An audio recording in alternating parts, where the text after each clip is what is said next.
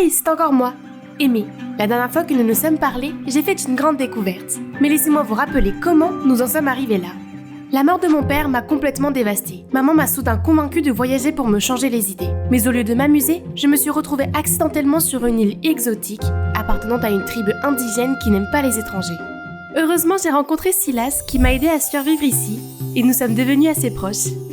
Nous nous amusions tellement que j'ai oublié pendant une seconde que je devais rentrer, jusqu'à ce que j'entende la rumeur que mon accident aurait pu être mis en scène. Ma propre mère aurait-elle vraiment pu me faire atterrir ici ?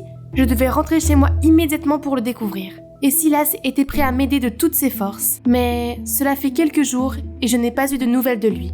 J'attendais avec impatience puis avec hâte qu'il vienne. Enfin, un après-midi, j'ai entendu un bruit à l'extérieur. Je suis descendue pour vérifier. À ma grande surprise, ce n'était pas Silas, c'était Nora. Et comme d'habitude, elle avait l'air ennuyée de me voir. J'ai essayé de lui dire que Silas n'était pas là, mais elle est passée devant moi et a pris un bâton pour dessiner quelque chose. « Qu'est-ce que tu fais ? De l'art abstrait ? » ?»« Là, l'île. Je vois. Des gens. » Là, j'ai compris. Il y a une île ? Avec des gens ? On peut y aller ? Oui, on peut y aller. On peut prendre un bateau ? Elle a hoché la tête et m'a fait signe de la suivre. Oh mon Dieu, j'ai sauté d'excitation. Peut-être que je m'étais trompée sur elle. Nora m'a conduit jusqu'au rivage, où elle a sorti un petit bateau caché derrière un buisson. 20 ans, maintenant, va, va ! Nora m'a tiré vers le bateau, m'a fait m'asseoir et a commencé à pousser le bateau vers l'eau. Il n'est pas un peu tard pour naviguer maintenant ? Du vent, plus vite ! Alors que nous atteignions la limite de la marée, j'ai réalisé. Attends, je dois dire à Silas que je pars. Nora s'est immédiatement sentie frustrée. Silas, avec papa. Danger. Je ne la croyais pas vraiment. Mais je ne savais pas non plus si j'aurais une autre chance comme celle-ci. Je ne pouvais pas imaginer laisser Silas derrière moi sans lui dire au revoir. J'avais un creux dans l'estomac. Mais nous nous reverrons un jour, c'est sûr. Notre famille a tout l'argent nécessaire pour le sauver plus tard. Accroche-toi encore un peu, chérie. Je vais chercher de l'aide. Nora continue de me pousser, et elle a raison. La patrouille peut me repérer à tout moment, alors je commence à pagayer. On se reverra, Silas. Mais je n'ai réussi à avancer que de quelques mètres, puis c'est comme si mon bateau s'était bloqué sur quelque chose. Je me suis retournée pour voir. Silas ? Qu'est-ce que tu crois faire ? Nora m'a dit qu'il y avait une île habitée tout près. Et je ne voulais pas rater l'occasion. Descends du bateau. Il fait trop sombre et c'est trop dangereux pour y aller seul. Je vais aller voir et je reviendrai demain matin pour te dire si c'est sûr. Reste ici. J'avais confiance en Silas. Mais il semblait que ce n'était pas le cas de Nora. Elle a couru s'accrocher à son bras, le suppliant de ne pas partir. Pourtant, il l'a ignoré et est monté sur le bateau. Nora m'a jeté un regard noir avant de partir en trombe. Mais je suis restée sur le rivage un moment, regardant Silas disparaître dans la mer sombre. Très vite, les vents se sont renforcés et la pluie s'est mise à tomber fortement. La tempête a duré toute la nuit. Je suis restée éveillée, attendant dans la grotte où j'ai passé ma première nuit sur l'île. La pluie s'est arrêtée à l'aube, je ne pouvais pas rester assise et j'ai continué à marcher de long en large le long du rivage, à la recherche d'un signe de Silas. Nora est revenue peu après, me criant dessus dans sa langue maternelle. Je ne comprenais rien à ce qu'elle disait, mais je savais qu'elle était aussi inquiète que moi pour Silas. Il sera bientôt de retour, en toute sécurité. J'ai confiance en lui. Et quelques instants plus tard, il était vraiment là, revenant sur le rivage. J'ai couru le serrer dans mes bras dès qu'il est sorti du bateau. Je lui ai demandé s'il allait bien et comment il avait géré la pluie. Et Silas a répondu à toutes mes questions en me serrant fort dans ses bras. Mais nous avons été interrompus par Nora. Elle a crié de colère et est partie en trombe. Silas l'a poursuivie et lui a dit quelques mots qui ont semblé la calmer. Cette île est en fait la mine de ta famille. Je leur ai fait savoir que leur patronne est bien vivante et prête à rentrer chez elle. Oh mon Dieu, vraiment ? Ils ont préparé leur bateau un peu plus loin au large, car il est dangereux de s'approcher de cette île. Navigue un peu plus loin et ils viendront te chercher. Ouais, je pars enfin ! On est enfin ! Silas s'est arrêté de marcher et m'a regardé tristement. Allons-y, viens ! Je ne peux pas venir avec toi. Nora ne te laissera partir tranquillement que si je reste ici. Si j'essaie de partir avec toi, elle le dira à son père. Mon cœur s'est effondré. Nous nous reverrons, je le promets. Comment ? Quand on veut, on peut. Silas m'a serré la main et m'a laissé partir. J'ai essayé de ne pas le regarder pendant que je montais dans le bateau et que je mettais les voiles. J'ai voyagé pendant ce qui aurait pu être quelques minutes ou quelques heures. Je ne pouvais le dire. Jusqu'à ce que je sois repérée par un plus grand navire. Ils ont envoyé un canot de sauvetage pour moi et une fois à bord, tout le monde s'est occupé de moi, m'a offert de la nourriture et des vêtements chauds. Mais la première chose à faire était de contacter ma famille. J'ai appelé chez moi et la personne à l'autre bout du fil était ma grand-mère. Elle est aussi surprise d'entendre ma voix que moi d'entendre la sienne. Après toutes les manigances qui se sont produites après la mort de mon père, ma grand-mère avait emménagé dans notre maison pour s'occuper des choses et attendre mon retour. Nous avons pleuré, puis je lui ai dit de ne pas s'inquiéter, que j'étais en sécurité et que je rentrerais bientôt à la maison. En rentrant chez moi, ma grand-mère, ma nounou Emma et ma sœur Brionna se sont précipitées pour m'accueillir. alors que ma sœur me serrait fort dans ses bras, j'ai réalisé à quel point elle m'avait manqué. Et j'ai aussi réalisé que ma mère n'était vraiment nulle part. Personne n'avait parlé d'elle d'aucune manière. J'ai trouvé le courage de demander à ma grand-mère. Quand la police a dit qu'il y avait des signes d'actes criminels dans ta disparition, j'ai commencé à avoir des soupçons. Ensuite, quand Emma a dit que c'était ta mère qui t'avait suggéré d'aller jouer à ces jeux stupides, je l'ai immédiatement mise à la porte. Les gens sont vraiment pleins de surprises. Tu crois vraiment que c'est maman qui a organisé ça?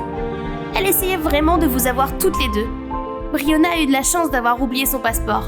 Ne sois pas triste, ma chérie. Tu as toujours moi, Brionna et Emma. Nous t'aimons toutes et nous nous soucions beaucoup de toi.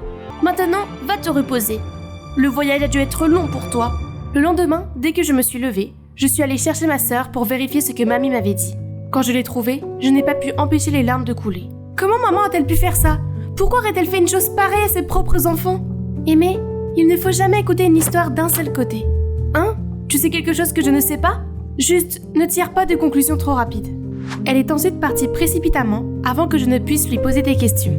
Je pensais à ce que Brionna avait dit, mais je n'arrivais pas à trouver d'autres hypothèses. En passant devant la chambre de mes parents, j'ai remarqué une boîte à l'extérieur de la porte.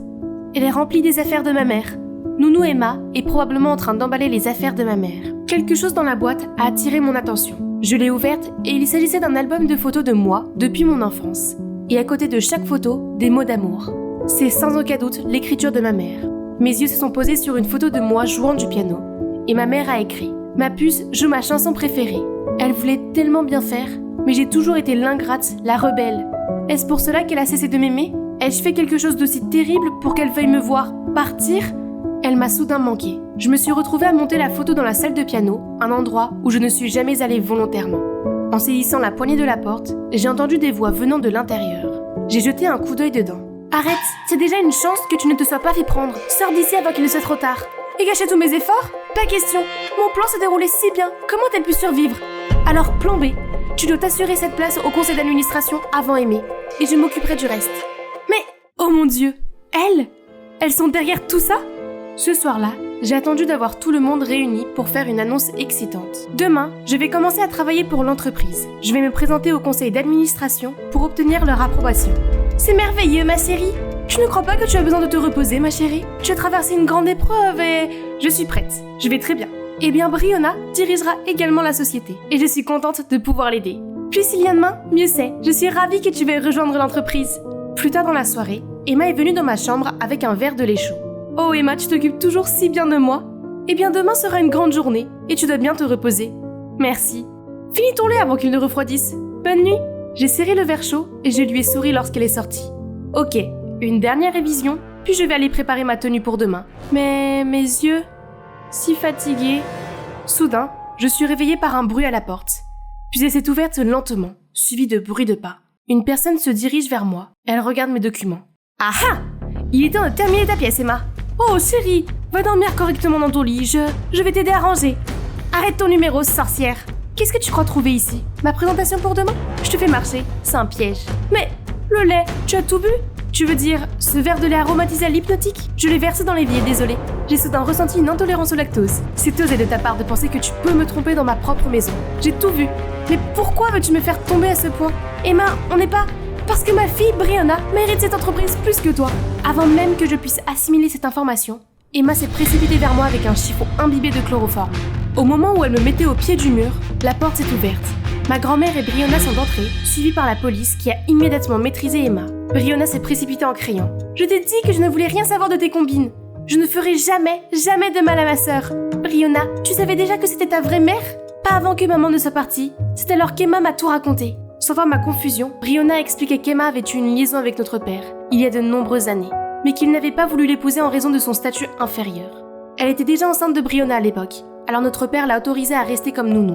Quand ma mère a épousé notre père, elle savait seulement que Brionna était la belle-fille de son mari. Je suis désolée de ne pas l'avoir dit plus tôt. Je ne savais pas quoi faire, parce que je n'avais pas réalisé jusqu'où elle était prête à aller. Mais quand je l'ai vue tripoter ton verre, j'ai su que je devais au moins te prévenir. Merci d'avoir toujours été de mon côté et de dire la vérité maintenant. Ça a dû être encore plus dur pour toi de digérer tout ça. Mais t'inquiète, on peut encore arranger les choses. Emma tentait d'expliquer ses crimes alors que la police l'escortait, menottes au poignet. Ils nous ont assuré que justice serait faite. Nous avons pris contact avec maman et au matin, elle était de retour à la maison. Après avoir pleuré, s'être excusée, avoir expliqué s'être serré dans les bras, tout est revenu à la normale. J'ai admis que je ne voulais pas la responsabilité de diriger l'entreprise, mais il y avait quelque chose que je voulais. Je voulais retourner sur l'île aux pierres précieuses et superviser l'exploration des nouvelles mines. Ce que je n'ai pas dit, c'est la raison pour laquelle je voulais vraiment revenir. Je ne pensais qu'à lui alors que j'entamais mon voyage de retour vers l'île. Nous avons pris un gros bateau pour aller le plus loin possible. Puis j'ai dû monter à bord d'un petit bateau pour atteindre le territoire indigène. En un rien de temps, l'île est apparue à l'horizon. Mon cœur battait la chamade. Je pagayais de plus en plus vite, attendant le moment où je pourrais enfin revoir Silas. J'étais tellement concentrée sur la terre devant moi que je n'ai pas vu l'énorme vague arriver par derrière et renverser mon bateau. Quand j'ai ouvert les yeux, j'ai de nouveau cru que j'étais morte. Cette fois, c'est parce que la première chose que j'ai vue était le visage d'un ange. « Silas !»« Aimé, Salut !» je t'avais dit qu'on se reverrait. Mais mon moment de bonheur a été interrompu par le retour de la tribu. Nous étions entourés par les indigènes qui hurlaient et frappaient le sol de leurs lances. Un homme plus en colère et plus vêtu que les autres s'est avancé. Ce doit être le chef. Il crie quelque chose aux autres qui se taisent. Il a crié encore et toutes les lances ont été pointées sur moi et Silas. J'ai regardé Silas, son visage n'a pas changé. Il m'a serré encore plus fort dans ses bras. Alors que je pensais que la fin était proche, j'ai entendu une voix familière. Nora se tenait entre nous et son père, criant désespérément. L'expression du chef s'est adoucie et après quelques discussions entre eux, le chef a donné un autre ordre, ce qui a beaucoup surpris Silas. Alors, oui, grâce à Nora et à toutes les bonnes actions que Silas a faites pour la tribu, ils ont épargné nos vies. Mais ils nous ont ordonné de quitter leur territoire immédiatement.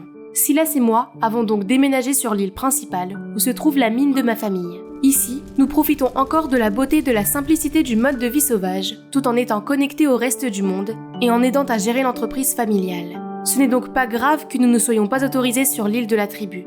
Nous avons toujours une amie qui vient souvent nous rendre visite. Nora a harcelé son père pour qu'il l'autorise à venir sur notre île tous les 2 ou 3 jours. Au début, c'était à cause de Silas, mais je crois qu'elle a jeté son dévolu sur quelqu'un d'autre maintenant.